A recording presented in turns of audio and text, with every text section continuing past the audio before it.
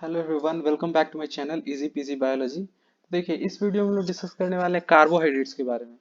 तो कार्बोहाइड्रेट्स हमारे पेपर का बहुत इंपॉर्टेंट पेपर 5 का क्वेश्चन है, इसके बारे में आता है। तो देखिए, कार्बोहाइड्रेट्स क्या है।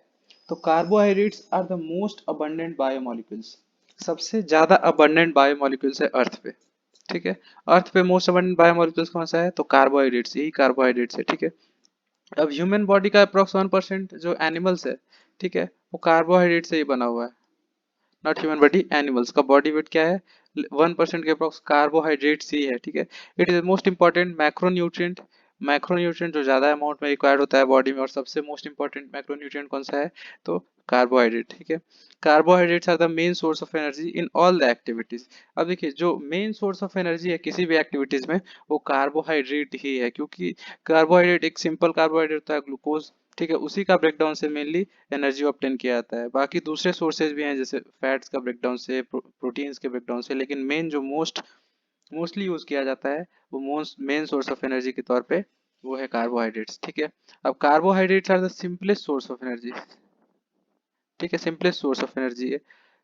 It is made up of compound CHO, obviously hydrocarbon है, और ऑक्सीजन एटम यूज होता है, CHO से बना होता है। ठीक है। अब देखिए, कार्बोहाइड्रेट्स का क्लासिफिकेशन करें तो कार्बोहाइड्रेट जो होता है वो सिंपल हो सकता है, या फिर कॉम्प्लेक्स हो सकता है। अब सिंपल मतलब क्या, कि सिंपल में या तो वो एक शुगर होगा, sugar is a type of carbohydrate. अब देखिए, या तो एक शुगर होगा, ठीक है, या फिर एक से ज्यादा शुगर हो सकता है, दो शुगर होगा, या फिर तीन शुगर हो सकता है, या फिर चार शुगर भी हो सकता है। तो ये भी सिंपल ही है। ठीक है, जब तक बहुत ज्यादा चेन एकदम कॉम्प्लेक्स ना हो जाए, इसको सिंपल ही बोलेंगे। तो सिंपल में आता है मोनोसैकेराइड, मतलब एक शुगर। ठीक है। और एक और तरीका, एक और आता है क्या, तो ओलिगोसैकेराइड। ओलिगोसैकेराइड। अब ओलिगोसैकेराइड का ही एक टाइप है डायासैकेराइड, जिसमें दो शुगर कनेक्टेड होगा। तो सीधा डायासैकेराइड लिख दिए, क्योंकि मोस्टली इसको हम लोग देखने को मिलता है सुक्रोज, लैक्टोज, माल्टोज, ये सब एग्जांपल्स। ठीक है। लेकिन तीन शुगर भी कनेक्टेड होगा, वो भी सिंपल शुगर ही कहलाता है। ठीक है, सिंपल कार्बोहाइड्रेट। ठीक है। चार भी कनेक्टेड होगा तो उसको बोल देंगे टेट्रासैकेराइड। तीन होगा तो ट्रायासैकेराइड। वैसे ही दो होगा तो डायासैकेराइड। तो या तो मोनोसैकेराइड या फिर ओलिगोसैकेराइड, ये दोनों ही क्या है, सिंपल कार्बोहाइड्रेट्स है। अब मोनोसैकेराइड्स में भी दो तरीके का होगा, एल्डोज। एल्डोज मतलब ये एल्डिहाइड से टर्म आया है, मतलब ऐसा शुगर जिसमें एल्डिहाइड फंक्शनल ग्रुप हो। फॉर एग्जांपल, ट्रायोज शुगर में एल्डिहाइड होता है, वो एक तरीके का एल्डोज शुगर है। ठीक है।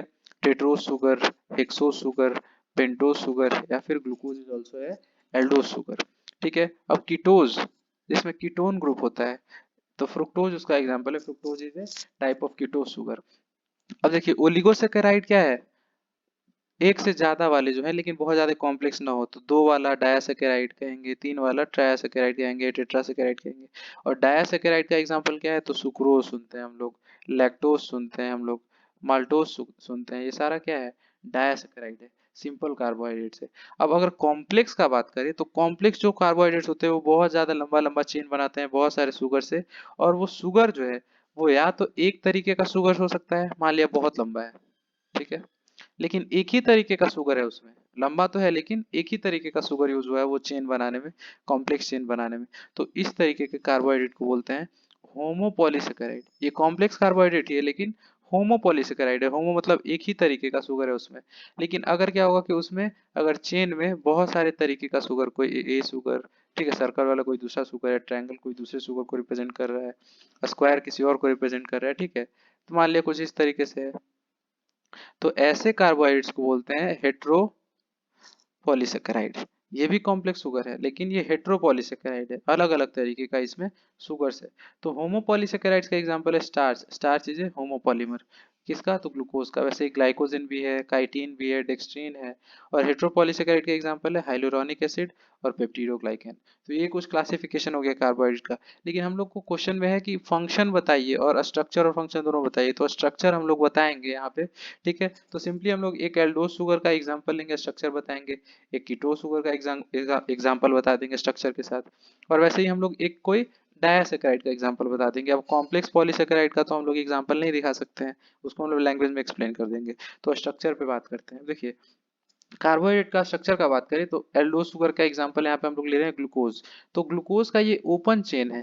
जो कार्बोहाइड्रेट जो शुगर होते हैं वो ओपन चेन में भी पाए जाते हैं, लेकिन मेनली जो ओपन चेन होता है, मेनली जो हम लोग कार्बोहाइड्रेट को ढूंढने जाएंगे वो क्या होता है कि साइक्लिक फॉर्म में कन्वर्ट हो जाता है। ठीक है, तो मोस्टली मिलेगा हम लोग को साइक्लिक फॉर्म में, लेकिन ओपन चेन में भी थोड़ा बहुत बहुत ही कम क्वांटिटी में मिलता है। ठीक है, तो ये भी ग्लूकोज है, ऊपर वाला भी ग्लूकोज है और नीचे वाला भी ग्लूकोज है। ग्लूकोज का ये ओपन फॉर्म है और ये ग्लूकोज का साइक्लिक फॉर्म है। ठीक है, वैसे ही कीटोज शुगर का एग्जाम्पल ये फ्रुक्टोज, तो ये भी फ्रुक्टोज है ऊपर वाला और नीचे वाला भी फ्रुक्टोज है। ऊपर वाला ओपन फॉर्म है और नीचे वाला साइक्लिक फॉर्म है। तो इसको याद कर लेना है आपको। अब इसमें क्या है कि अगर H इधर लिखा है कि हाँ एक राइट में क्या है, तो OH H OH OH OH, तो इसी तरीके से लिखना है। अगर इसका आप चेंज कर देंगे तो वो उसका स्टीरियो जो रियल स्पेस में पोजीशन है, स्पेशल ओरिएंटेशन है, वो चेंज हो जाएगा। ठीक है, तो ये आपको इसी तरीके से लिखना है। जैसे अगर आपको याद होगा तो डी ग्लूकोज होता है, एल ग्लूकोज होता है, तो वो स्पेसिफिक कौन से कार्बन से किस साइड से OH है, किस साइड से H है, वो डिसाइडेड होता है। तो आपको सिंपली याद रखना है कि किस साइड कैसे कैसे देना है। ठीक है, अब ये जो है देखिए ग्लूकोज का है, तो ग्लूकोज का स्ट्रक्चर ये आपको याद करना है। अब ये साइक्लिक फॉर्म में कैसे गया, तो ये एक्चुअली क्या होता है कि ये जो ऑक्सीजन है, ठीक है, ये अटैक करता है इस पे, सी डबल बॉन्ड ओ पे, यहाँ पे अटैक करेगा। ठीक है, अब ये यहाँ पे अटैक करेगा। ठीक है, तो क्या होता है कि ये ऑक्सीजन का बॉन्ड टूट जाता है और ये हाइड्रोजन जाके वहां से जुड़ जाता है, तो क्या हो जाएगा, CH2 हो जाएगा। ठीक है, और ये ऑक्सीजन उससे जाके जुड़ जाता है कार्बन से, ये ऑक्सीजन कार्बन से जुड़ जाता है। ठीक है, अब देखिए जैसे यहाँ पे है CH2OH, तो CH2OH कौन सा है, ये वाला है CH2OH, ये वाला पार्ट है CH2OH। और एक H, देखिए ये कार्बन है, ये वाला, ये डॉट, ये डॉट कौन सा है, तो ये वाला कार्बन।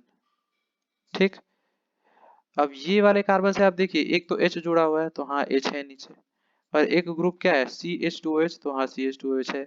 अब ये एक और बॉन्ड कहाँ है, O का, तो है बॉन्ड O का। अब ये जो बॉन्ड है वो कहाँ से जुड़ गया, C से, तो ये जो O बॉन्ड अभी H से जुड़ा हुआ है, H हट जाएगा और O किससे जुड़ जाएगा, ये वाले C से, तो वही हो रहा है, यहाँ से जुड़ जाएगा। ठीक है, और O से H जुड़ जाएगा, तो यहाँ पे ये वाला कार्बन, ये जो कार्बन है वो ये वाला कार्बन है। तो वो कार्बन से अभी क्या था, एक डबल बॉन्ड O था, लेकिन बाद में क्या होगा कि एक OH और एक H होगा। तो इस तरीके से साइक्लिक फॉर्म में कन्वर्ट हो जाता है। वैसे ही कि फ्रुक्टोज है वो भी इसी तरीके से साइक्लिक फॉर्म में कन्वर्ट हो जाएगा। ठीक है, तो ये स्ट्रक्चर हो गया, ये आपको याद करना है और बना देना है एग्जाम में। अब देखिए डायासेकेराइड्स कैसे बनता है, तो वही एक शुगर है और दूसरा शुगर है, उसको जोड़ दिए तो डायासेकेराइड, दो मॉलिक्यूल्स का। अब ये एग्जांपल हम लोग लिए माल्टोज का। माल्टोज जो है वो डायासेकेराइड है ग्लूकोज ग्लूकोज का, मतलब दो ग्लूकोज मॉलिक्यूल आपस में बॉन्ड बना लेते हैं तो क्या बन जाता है, maltose.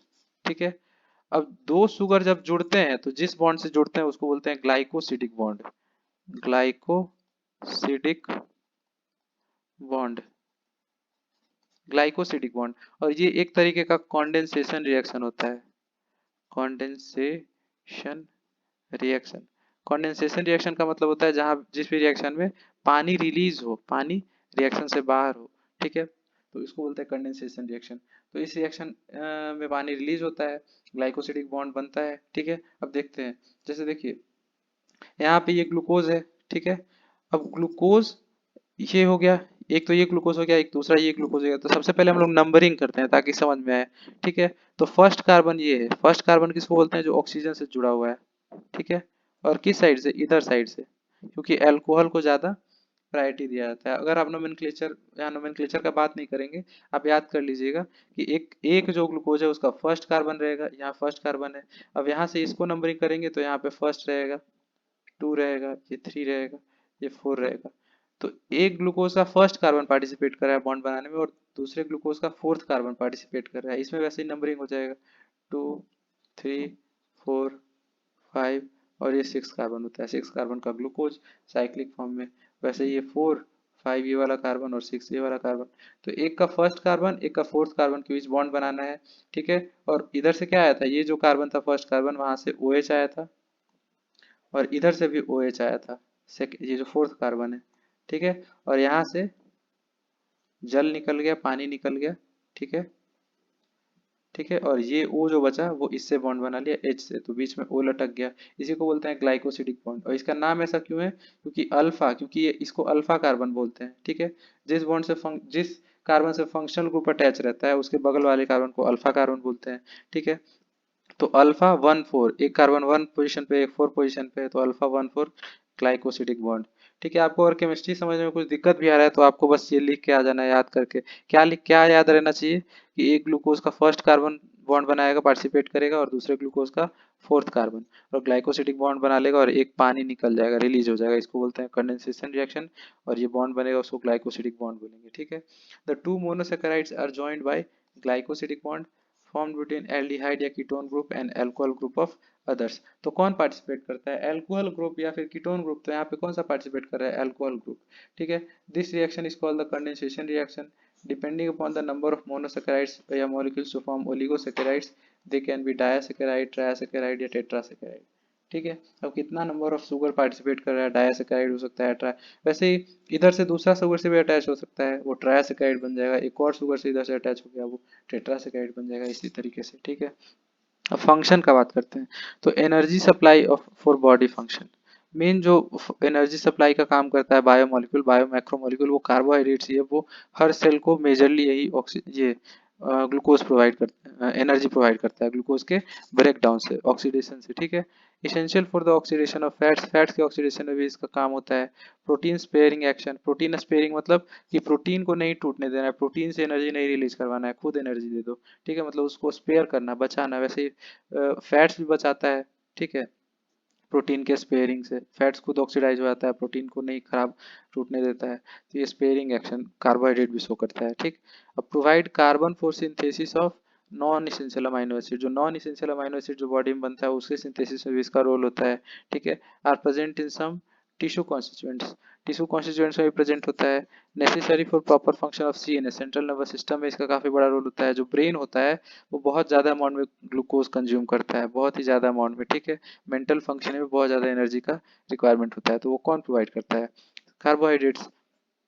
Aquatic hepatic glycogen storage enhances normal liver detoxification ability. तो लीवर का काम क्या होता है, डिटॉक्सिफिकेशन करना। अब लीवर को अप्रोप्रिएट नहीं कार्बोहाइड्रेट मिलेगा, अप्रोप्रिएट एनर्जी नहीं मिलेगा। ठीक है, अब बहुत ज़्यादा इसको, इसके पास ग्लाइकोजन स्टोर रहता है लीवर में, तो वो काफ़ी सफिशिएंट अमाउंट में होना चाहिए, तभी वो अपना फंक्शन अच्छे से परफॉर्म कर पाएगा, जो कि है डिटॉक्सिफिकेशन।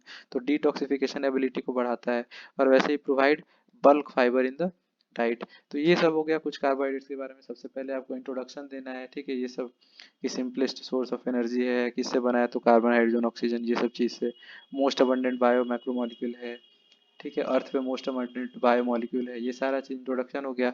ठीक है, फिर इसका क्लासिफिकेशन हो गया, फिर स्ट्रक्चर हो गया, फिर डायसैकेराइड्स का स्ट्रक्चर, बॉन्ड के बारे में बता देना है, ग्लाइकोसिडिक बॉन्ड के बारे में, फिर फंक्शन कुछ हो गया। ठीक है, कार्बोहाइड्रेट्स में इतना ही है। आई होप कि आपको सब कुछ समझ में आ गया होगा। अगर आपके लिए हेल्पफुल रहा वीडियो तो आप लाइक और सब्सक्राइब कर सकते हैं। बाकी नेक्स्ट वीडियो में मिलते हैं। Thank you.